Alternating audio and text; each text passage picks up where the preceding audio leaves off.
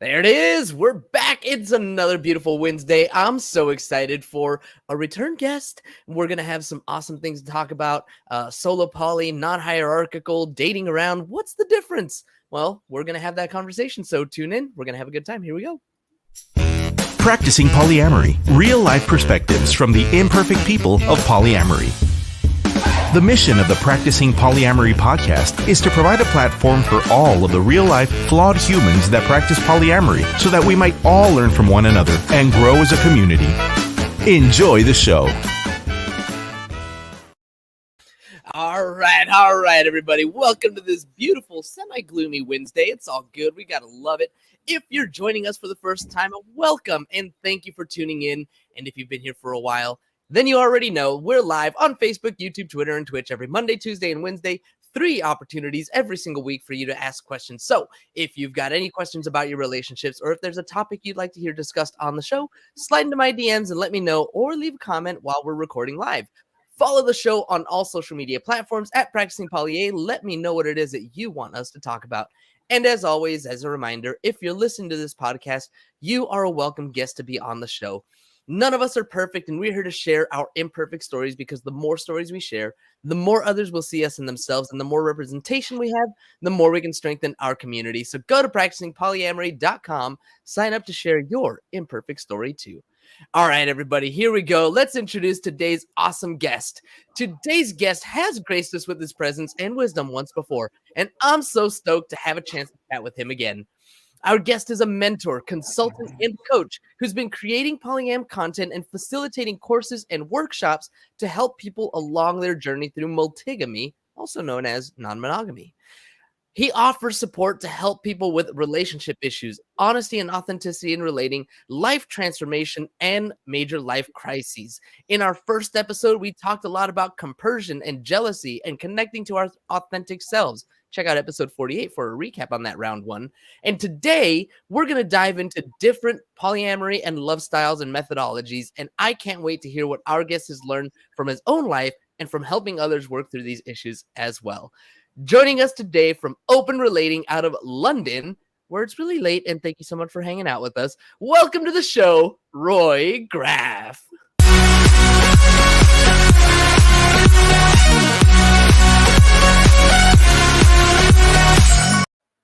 Hopefully that music wakes you up a little. I'm just kidding. I know you're not asleep. Thank you, though, Roy, for hanging out with me, for spending time with me today. I really, really appreciate it. Hey, it's great to be back. Yeah. So I want to start by asking you first about some of the collaborative things that you've been up to. I know I've seen your name getting thrown around. You got some stuff going on with different folks in our community. What do you got going on? Tell me a little bit about what you've been keeping busy with the last few months. It's been a really busy summer. And mostly through Instagram, I connected with other people involved in kind of influencers and social media content and education around polyamory, non-monogamy, and relationships. And it's been really great to get to know other people and think of what we can do together. So I guess I can update you on a couple of things. I've joined the Remodeled Love Discord server that's run by Jessica. I think you know her. And I'm there now as a mod for the men's channel. So that's a kind of new collaboration that just started, and I'm excited about stimulating discussion there and offering advice and support specifically around men's experience of polyamory. Is there anything that stands out to you so far? I know you've only been doing it for kind of a short time, but is there anything that has stood out to you so far? Maybe something that somebody has reached out for advice or assistance on, and you were able to jump in, or the community was able to jump in and really give some valuable feedback. Anything that stands out to you? I mean, it's really early days because it's only been a few days that I've been involved in that. So I think we'll have to wait and see. Generally, there's a lot of discussion there in different channels, and the men's channel is only one of quite a few. And I don't want to mention specific kind of calls, requests for advice, because that might identify too many details. So sure. Yeah, there has been a few people coming in with questions, and I think I still want to give it a bit of time to develop into specifically what is common for men in their experience. So I have some ideas of questions that I can ask in there and prompt discussion, but also see what people are coming up with. But as I said, it's just been a few days, so nothing specific Nice. yet. Yeah. Nice. Well, I'm looking forward to seeing and hearing more about that later on.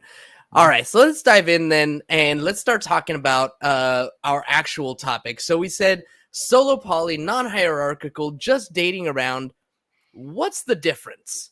So I had offered something else as a potential topic, and you Mhm. brought this up. So why, I guess, what is it? What's going on in your life, or what are you seeing that makes you want to bring up this specific topic? Well, in terms of like collaboration and stuff, I could talk about that a little bit, but I think generally, when things are ready and prepared, we're going to be launching them and announcing them. So I definitely will let you know and keep you updated. But I don't want to. I don't think that it necessarily is something that we can discuss at length. What I Mm-hmm. did, from my own personal experience, I've identified now as solo polyamorous for about 3 years. I have experienced other forms and other dynamics of non-monogamy, including open relationships, hierarchical poly with a nesting partner, um, and over time, it felt like an evolution into my authentic self's way of relating, which is the solo polyamory, and Mm-hmm. um, kind of underscoring it our values of relationship anarchy, right? Mm-hmm. Mm-hmm. Now, what I've seen around is that oftentimes people, especially if they're not that immersed in polyamory vocabulary and experiences, maybe are quite new to it or just heard about it for the first time. When they hear solo polyamory, oftentimes the reactions I get are, "Oh, so you're not ready to settle down. You're not ready to be committed. You're not Right. looking for a serious relationship. You just want to date around or play the field." Variations of that theme, Mm-hmm. right? Mm-hmm. And I feel that there is a kind of misconception that if you're want to keep some independence in your own in the way you manage your life and build relationships that allow for I guess a greater degree of freedom and autonomy, then somehow that's not serious enough or not committed enough. And I don't really think it's true. I think that um, it's just that we all learn from a pretty young age that this idea of a serious relationship or commitment takes the form of external kind of symbolism, like marriage or living Mm-hmm. together or buying a house, or or kind of enmeshing your life with another person. Yeah. And we therefore rely on these external symbols to somehow maintain the structure of the relationship and give us security, rather than thinking, well, the security comes from how we are connected to this other person, the actual emotional security that comes from getting to know somebody really well, for being vulnerable with them, Right. and allowing them to be vulnerable with you. And I think that the commitment can look, and feel very different to what society generally expects it to look like. Yeah, yeah, you hit me with a bunch of stuff there, and like there was a lot that started to come up for me. When you talk about, an open relationship versus polyamory, I mean, just that right there is a discussion that people often have. Somebody once asked me, "Oh, so you're in like an open relationship?" And for me, it's easier to just say, "Yeah, sure, we'll call it that." Close enough, because otherwise there's just a lot of, I guess, emotional labor that goes into trying to explain what you know polyamory is, and I don't even know that I necessarily have the words to explain how it's different from an open relationship. What would you say is the difference? The way I understand open relationships are is that you have a primary partner that you share some exclusive things with in terms of Hmm. availability, maybe time commitment, particular things you might do together. But essentially, there's an emotional exclusivity there that that you kind of promise to that person, and the openness is generally more on a sexual nature. Now, Okay. people will have different definitions, and I don't think that there's certainly Yeah, one way that's. of necessarily labeling it. But my general understanding and what I've seen around me is that when people say we have an open relationship, they mean they're romantically exclusive, but Hmm. sexually are open to other partners, casual sexual partners, right? Got it. Okay. So I mean that kind of sounds a little bit like swinging, and like a mix between swinging and like hierarchical polyamory, but whatever. Yeah. We Well, don't need to get. Go ahead. no, I think that ultimately this is a continuum, it's a spectrum, Right. and people often change and evolve and feel differently over time in a relationship.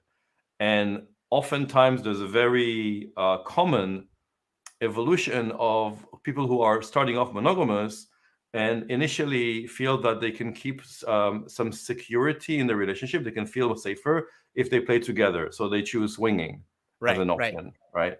And then over time, they realize that they don't have to hold on to that level of security, of control over the other partner by making sure that they always see them in play, that they always do everything together. They kind of relax into, okay, it's okay to play separately because I trust you enough for that. I know that it's not going to be a risk to our relationship. And that becomes an open relationship, right? Where people play separately with other partners. Got it. In that level, there's still some need for control over the emotional exclusivity. And again, I don't believe that you can have any control over feelings. And if you have a regular play partner, at some point you may very likely develop feelings for them and then for Right. you.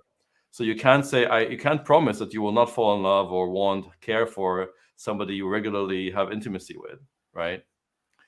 And what then happens is that it might bring about another crisis in the relationship where the partner that maybe expects more emotional exclusivity realizes that it's not something that they can have control over the other person, or the person that felt that they are connecting emotionally with somebody outside the relationship brings that in and says, you know what, I know that we discussed that we wouldn't fall in love, but it's happened. Now Right. what? Right? So Yeah. that can create a crisis, and the crisis is usually an opportunity to go deeper, to learn about each other more, to bring more authenticity into the relationship, and build better trust. Heck yeah. And I love that. ultimately, it's the trust in my partner looking out for me and wanting my best interest, and therefore not knowingly hurting me, that allows me to basically relax and say, okay, I don't control you. You do whatever feels right for you. I want you to be happy, and if that means also loving another person, as long as I'm not feeling like something is taken away from me, then that's fine.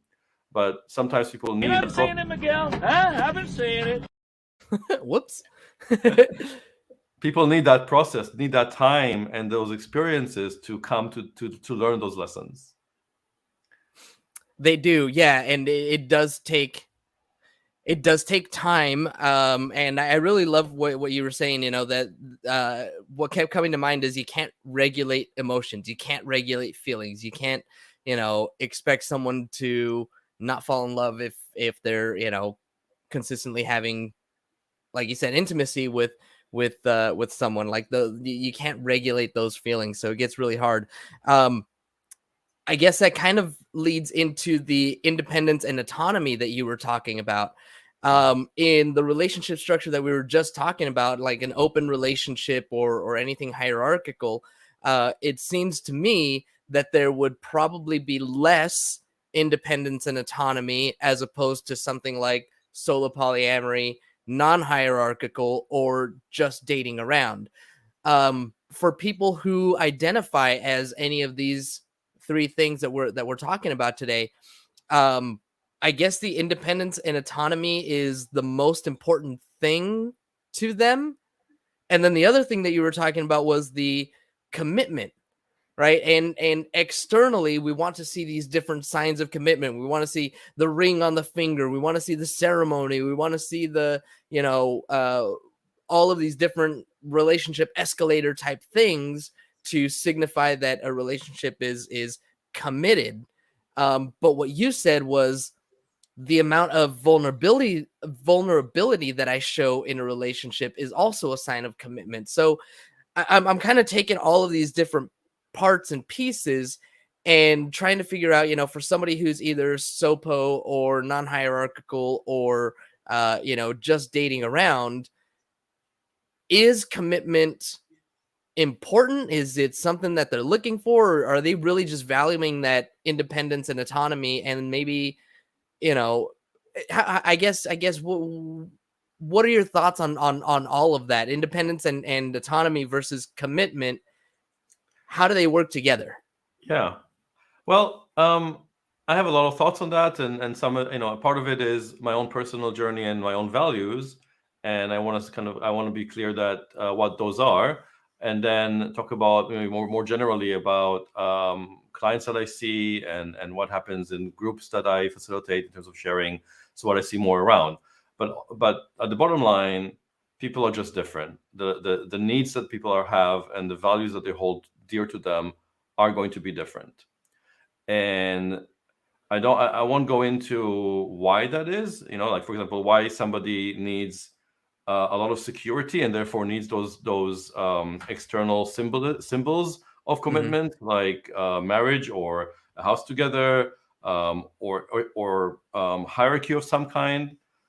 The needs are complex, and they can come from an attachment style, being kind of anxiously attached. It can come from childhood trauma. There's lots of different reasons. It can also be cultural in terms of the expectations that you develop thanks to what society, in a way, kind of indoctrinates us to believe.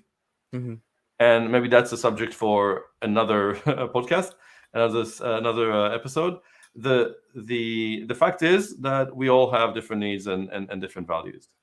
So when, in my case, I realized through a lot of internal kind of exploration is that for me, the value of freedom and autonomy is a super important value, one of the top ones for me, right?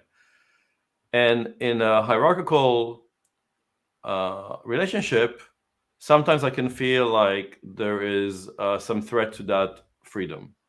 It doesn't have to be. You can be in a hierarchical relationship, you can be in an open relationship where you have total freedom, but you agree to live by certain agreements. So it's not that I don't think that the need for, or the kind of thinking of freedom as this super value doesn't necessarily mean you would choose solo polyamory or relationship anarchy, or something like that. But in combination with the way you kind of live your life, the way you make your money, the way you socialize, and kind of any other demands on your time and your energy, that might be the best solution for you. In my case, I don't have necessarily a major hierarchy amongst my partners, but it doesn't mean, but basically there are certain partners I see more frequently, others I see less frequently, for a variety of reasons, of work and children and other relationships, etc. Right? Sure. So I'm not looking for a symbol like time spent together or activities we do together to determine the value of that relationship or a hierarchy there. It's really all about whether we enjoy being together, and when we enjoy what we're doing together, and we focus on that. And in some cases, that means seeing a person once a month, and sometimes it means seeing a person twice a week. Does that make sense? It does. It does. And, that was actually another thing that I was going to ask you was, does time spent equal commitment? But you basically already answered that. And, that's not necessarily what it is. It's a matter of valuing the relationship for whatever amount of time that you spend together. It seems like what you're saying is that this is what I'm getting from it. That the value of the relationship is something that my partner and I determine, and have to come to terms with that together, as opposed to what other people outside of us might be saying, thinking, or seeing. So if my partner and I decide that we are only going to see each other once or twice a month because we've got all these different things going on, like, that doesn't take away from the commitment that we have to one another to, spend that time together. It doesn't devalue the relationship automatically, but external viewers, anybody seeing it from the outside, might say, "Oh, what's going on with you guys? Like, is everything okay?" Or, Yeah. And it takes a certain level of self-confidence and self-security to not be swayed by the way other people necessarily judge your relationships, and also to not end up comparing yourself to other, to metamors or other people that your partner is seeing, for example. That's Right? a So, big one. yeah, and that's not so easy, but Yeah. it's something that you can work on. And sometimes it might mean asking for some reassurance that we're still good, or that that we have something on the cards to do the next week, even if we're not seeing each other this week. There are ways that you can obviously offer reassurances, but it does take a lot of self work, I would say, to be good with that. And people who practice kind of solo polyamory also know that it's good for them to spend time on their own. Right. And so for me, part of the reason I'm choosing this as a relationship dynamic is I like to have my own space. I like to have my apartment. I like to sometimes just be alone and do things with myself. I also have other friends and family commitments that I want to be totally responsible and in control of. And this way, I am able to do that. Right. Now, will things change in the future? Maybe. I don't know. I like to know that. I like to think that the future is something unknown that will surprise me. But and I think that maybe in the future I will live with a partner or more than one partner. It's who knows. I don't really think too much about it. Gotcha. I accept that these dynamics can evolve and change. But in the last few years and right now, how I feel, this is definitely the right dynamic for me. I'm gonna not necessarily challenge you, but I'm gonna ask you specifically about that. I was having a conversation yesterday with a couple of friends, and we talked about how our biggest fears were loneliness, or some of our biggest fears were loneliness.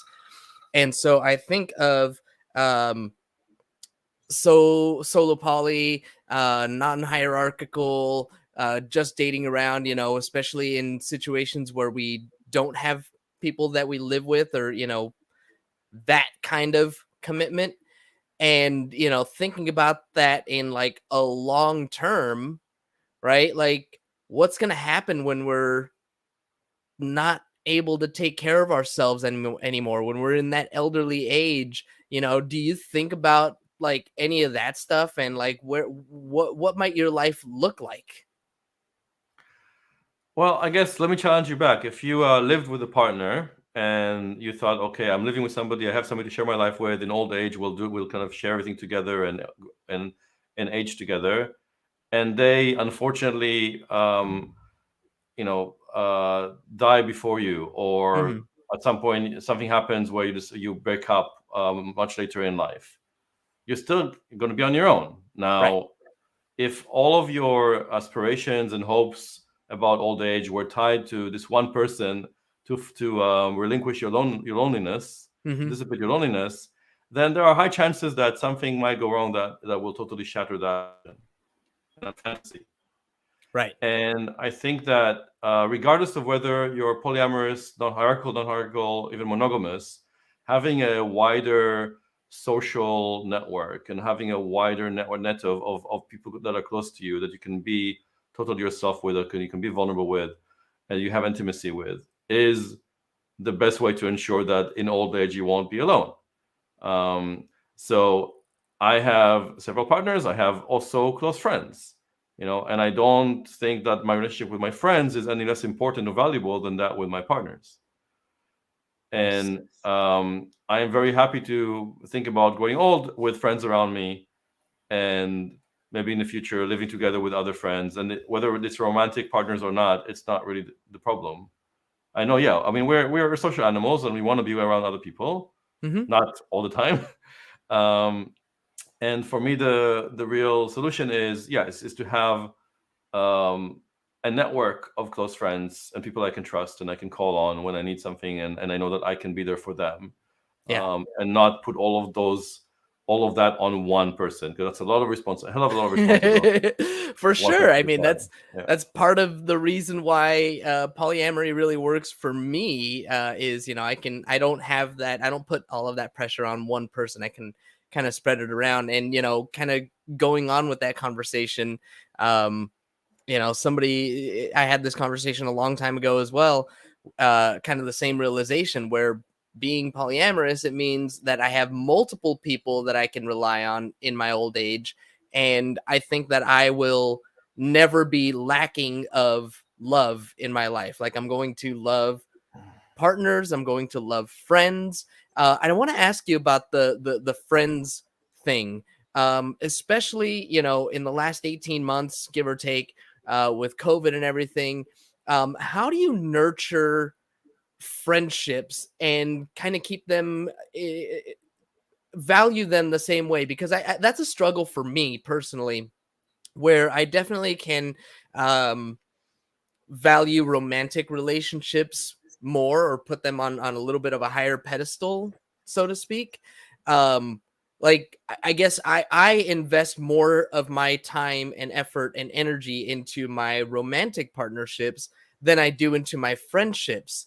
Not necessarily that I value the individuals any less, but it's where I put my energy. Right? What Yeah. would you? What do you think about that? No, I mean, I think it's a very natural human impulse, and that's totally fine. To invest energies in people that also invest energy in us as well. Hmm. You know, at similar levels. And if my friend has a partner that they live with, and a romantic partner, then they're going to have less free time, maybe to spend with me, even if I want to see them more. So I Hmm. think that investing in people that are close to you and more available to you is a very natural thing to do. But I do, and it's something that I definitely, you're right about that becoming much more in focus over the last 18 months, where it was very hard to see people face to face, Hmm. and a lot of more casual relationships really faded when you couldn't see people regularly. Right. Because even if you try to see them on, to meet them on FaceTime or Zoom, like you're running out of things to talk about when your routine is essentially the same every day because we're in lockdown, right? Right. Yeah.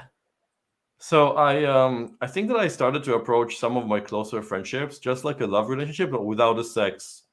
Like so, there's still, there can be cuddles, there can be touch, there can be hugs, there can be expression of love and intimacy. It's just not a sexual relationship, and I value them a lot. So it means thinking about it as something that it's important to invest energy in and maintain, like you do with your romantic relationship. And if I haven't seen a friend for a few weeks, then I think, well, we should spend, or we need to spend time together. And I'm going to contact them and say, hey, let's spend some time together, let's reconnect, and feed into our friendship. Right. um, Yeah. Yeah. No, that kind of stuff is important. I do. I for a long time I was doing this weekly planner thing, and then I stopped for several months, and then I did one last week. I didn't do it again this week. But in the weekly planner, there's a little space for like people that I need to reach out to, and that's something that I have very often thought about, and that's something that I definitely thought about last week. And there was one friend who I hadn't spoken with in a while, and it's like, yeah, okay, I need to call this guy. And I think, I mean, it's simple enough to say, yeah, well, you need to put time and energy. I guess I was wondering more like about the equality, like, mhm. you know, especially I guess relationship anarchy. They really talk about not putting any relationship above any other, and that's where I was kind of like, I guess for myself, I can see it in how I care about each individual, whether it's a romantic partner or not. But I was wondering if that's like the same thing, where if I put more effort and time into the romantic relationships, does that automatically mean that I don't value my friendships as much? Well, look, it's anarchy. There are no rules. You make your own rules, and you can change them whenever you want. That's why it's called anarchy, right? Nice. I love if it. if you feel that this is how it works for you right now, and the people that you want to value more or spend more time with, or in any way elevate the relationship, you can make that choice. But you always know it's a choice. It's not because society told you to do it. That, I think that the main thing about relationship anarchy is, where does our internal system of managing the relationships come from? Does it come from some kind of social voice, or does it come internally from us, from our authentic self, right? Right. Right. Good stuff. Roy, it is a pleasure as always to chat with you. We're coming up on our time here, so I want to ask you or give you the opportunity, if people want to get in touch with you, how can they do that? Tell us about some of the things that you've got going on, and how people can get a hold of you to get some of that stuff. So at the moment, I'm in the middle of running my sixth course for the year, which is about changing from a scarcity mindset to an abundance mindset. Mhm. And that is a 4-week course with 2-hour workshops every week. There'll be another one starting in a few months, so people can already sign up on my website. Also, on the 26th of October, I am launching a coaching club, which will be group work. I'm offering coaching in a more affordable and intimate group setting for people to come and present whatever issues they're struggling with and basically work on their goals around specifically non-traditional relationships, polyamory, non-monogamy, and etc. So that's something that people can also find on my website. And basically, yeah, I would love to work more with men. A lot of my clients are generally women, identify as women, and I think that they generally, on the whole, men maybe don't struggle so much with reaching out and asking for help with things. But I do feel that it's important, and it's partly why I joined this mod for the Discord server on men. So it'd be great to have more call outs from men who may want some advice or support on transitioning into polyamory, into maybe discussing how solo polyamory might work for them, etc. So yeah, just an open invitation, and I do offer a first free session as well. So Nice. And that website one more time? it's openrelating.love. Simple. Openrelating.love. And you can find Roy on Instagram, on Twitter, everywhere at openrelating. Thank you so much, Roy, for spending some time with me. I really appreciate it. And thank you, as always, to our live audience for tuning in. As a reminder, when we're live, you get no commercial interruptions, but the same can't be said for the podcast downloads. So if you want to avoid the commercial interruptions, be sure to catch us live Monday through Wednesday, 2:30 Pacific time, or sign up for Patreon, where you'll get access to our commercial-free RSS feed and support the show. Don't forget to subscribe on YouTube, wherever it is that you download your podcast if you haven't already, and please leave us a review. We'll really appreciate it. That's all we've got for this week. So appreciate all of you. And until next week, as always, Have a nice day!